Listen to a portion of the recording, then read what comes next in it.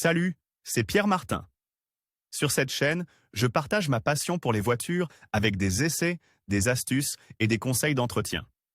Revenons donc au sujet de la Le vidéo. marché des voitures de collection et des Youngtimer poursuit sa grande ascension, avec des volumes commerciaux à un niveau précis. Par PRN Communication 29 octobre 2021, le monde des voitures classiques vit un moment particulièrement heureux depuis des années, avec du buzz, de la participation et des cotations en hausse pour de nombreux constructeurs et certains modèles. De plus en plus de passionnés se tournent vers les voitures historiques, mais aussi vers les Youngtimer, qui sont de plus en plus nombreux dans les salles de vente du monde entier. Le marché est solide et les chiffres parlent d'une croissance en 2021 dans la lignée de la tendance pré-Covid-19. Pour comprendre l'essor de ce secteur, il suffit d'analyser quelques chiffres, par exemple la McLaren F1 de 1995, vendue lors de la vente aux enchères Goodyear Co. à Pebble Beach en août dernier pour 17 393 204 €, est la véritable manifestation de l'ascension de ce segment à 4 roues. Une nette reprise.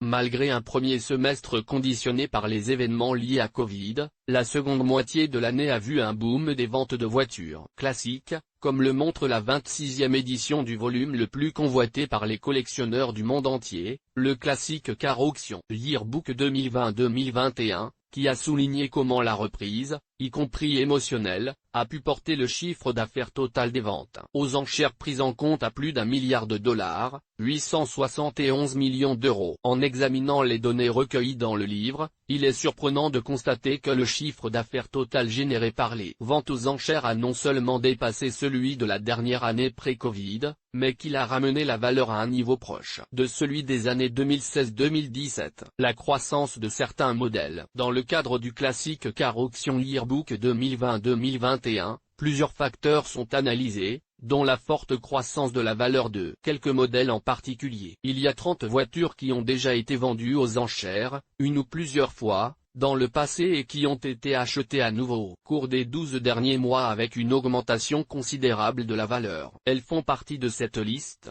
Par exemple, l'Alfa Romeo Giulia AGT A1300 Junior de 1969, châssis AR 775 590, qui est passé de 115 000 en 2004 à 146 000 €.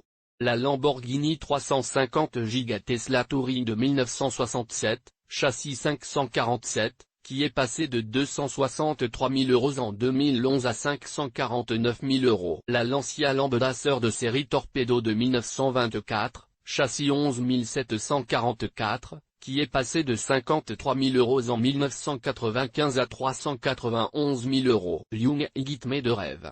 Les Youngtimer sont une catégorie en pleine expansion, le résultat le plus significatif étant réalisé par une voiture japonaise. La Toyota Supra 4 de 1994, châssis 9030, utilisé pour le tournage de Fast and Furious en 2001 et de sa suite en 2003, est passé de 23 000 € en 2011 à 397 000 €. Une hausse record.